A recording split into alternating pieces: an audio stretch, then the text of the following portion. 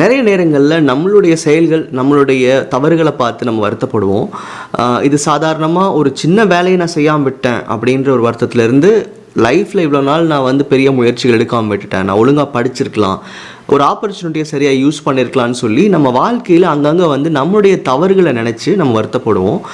இது வந்து ஒரு ரிலேஷன்ஷிப்ஸ் மிஸ்டேக்ஸாக இருக்கலாம், இல்லை ஒரு லைஃப் டைம் எரராக இருக்கலாம். ஏதாவது ஒரு விஷயத்தை நினச்சி எப்பவுமே வருத்தப்பட்டுக்கிட்டே இருப்போம்.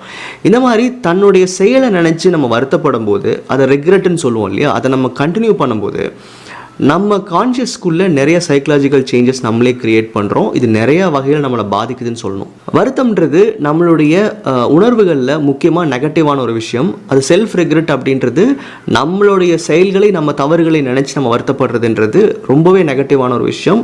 நம்மளுடைய பர்சனல் பிஹேவியர்லையும் சரி, நம்ம வாழ்க்கையை அணுகிற முறையிலும் சரி நிறைய சேஞ்சஸ் கொண்டு வந்துடும்.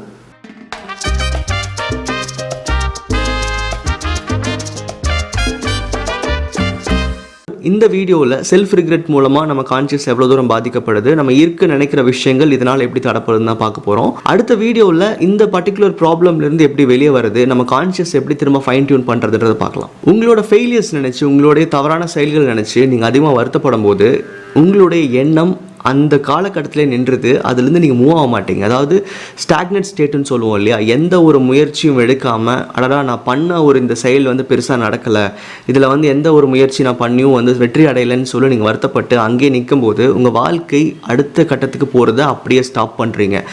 உங்கள் எண்ணங்கள் உங்களோட முயற்சிகள் எடுக்கிறதுக்கு விடாது. ஏன்னா உங்களுக்குள்ளே அந்த இருக்கிற வருத்தம் அவ்வளோ ஒரு நெகட்டிவ் வைப்ஸையும் க்ரியேட் பண்ணும். உங்களோட செயல்களை நீங்கள் எடுக்கிறதுக்கே ஒரு சின்ன பயத்தை உங்களுக்கு கொடுக்கும். எப்பவுமே நம்ம லைஃப்பில் ஒரு சின்ன தவறு பண்ணிட்டோம் அப்படின்னா அந்த இடத்துல அதை அப்படியே விட்டுட்டு அது எப்படி சரியாக ப்ராக்ரஸ் பண்ணுறதுன்னு தான் யோசிக்கணும். அடுத்தது, இந்த செல்ஃப் ரிக்ரெட்ன்ற ஒரு விஷயம் உங்களுடைய வாழ்க்கையில் டெசிஷன் மேக்கிங்கை நிறையா மாற்றும். எப்போவுமே நம்ம தொடர்ந்து ஒரு தப்பான ஒரு முயற்சிகளை இருந்துட்டோம், நம்ம ஒரு ஃபெயிலியர்ஸ் நிறையா மீட் பண்ணிட்டோம் அப்படின்னா நமக்குள்ளே நம்மளுடைய டெசிஷன் மேக்கிங் தப்பாக இருக்கும்ன்ற அந்த ஸ்ட்ராங் ஒரு மைண்ட் செட்டை நமக்குள்ளே கொண்டு வந்துடுவோம், ஒரு பிலீஃபை கொண்டு வந்துடுவோம்.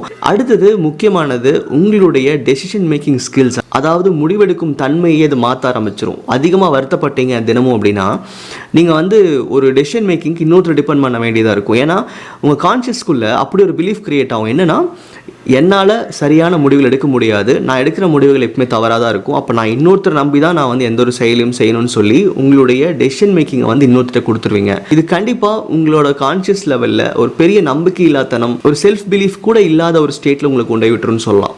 அடுத்தது, தன்னுடைய செயலை நினச்சி அதிகமாக வருத்தப்படக்கூடிய ஆட்களை பார்த்தீங்க அப்படின்னா எப்போவுமே அவங்க மேலே ஒரு விருப்பமே இருக்காது. அவங்க எல்லா விதத்துலையும் அவங்களை குறை சொல்லிகிட்டே இருப்பாங்க. நான் வந்து இவ்வளோ தவறுகள் செஞ்சுருக்கேன், என்னோட ஸ்கில்ஸ் இவ்வளோ தான், என்னால் இவ்வளோ தான் முடியும், எனக்கு ரொம்ப சோம்பேறித்தனமாக இருக்குது, என்னால் வந்து ஒரு முயற்சியை தொடர்ந்து செய்ய முடியல, எனக்கு வந்து ப்ரொகாஸ்டினேஷன் இருக்குது. இந்த மாதிரி தன்னுடைய குறைகளை அதிகமாக பேசுகிறவங்களா இருப்பாங்க. மோஸ்ட்லி பார்த்தீங்கன்னா அவங்க மேலே ஒரு விருப்பம் இருக்காது, அந்த செல்ஃப் லவ்ன்றது சுத்தமாகவே இருக்காது. அப்படி இருக்கும்போது நான் முதலே சொல்லியிருக்கேன், உங்களை நீங்கள் விரும்பாட்டி இன்னொருத்தவங்களை விரும்ப முடியாதுன்னு சொல்லியிருக்கேன். ஸோ முக்கியமாக இந்த வருத்தப்படக்கூடிய எண்ணம் உங்களுடைய கம்ப்ளீட் செல்ஃபை டிஸ்ட்ராய் பண்ணுது, உங்கள் மேலே இருக்கக்கூடிய விருப்பத்தை மொத்தமாக அழிச்சிருதுன்னு சொல்லலாம். அடுத்த விஷயம் முக்கியமாக பாதிக்கப்படுறது செல்ஃப் எஸ்டீம். ஒரு குரூப் ஆஃப் பீப்புளுக்கு நடுவில் நீங்கள் வந்து தைரியமாக பேச மாட்டீங்க. உங்களுக்குள்ளே இருக்கிற தெரிஞ்ச விஷயங்களை கூட ஷேர் பண்ணுறதுக்கு பயந்துப்பீங்க. ஏன், எங்கே நான் சொல்கிற விஷயங்கள் தவறாயிடுமோ, நான் வந்து பேசினா அது வந்து தப்பாயிடுமோன்ற ஒரு பயம் உங்களுக்கு இருக்கும். உங்கள் ஃப்ரெண்ட்ஸ் எல்லோரும் வந்து ஒரு ரிஸ்க் எடுத்து ஒரு வேலையை செய்கிறாங்கன்னா உங்களுக்கு அந்த ரிஸ்க்குள்ளே போகிறதுக்கான ஒரு எண்ணமே வராது. காரணம் என்னென்னா, அவ்வளோ தூரம் உங்களுக்குள்ளே உங்கள் மேலே நம்பிக்கை இல்லை, உங்கள் மேலே ஒரு தாழ்வு மனப்பான்மை வந்துடுது.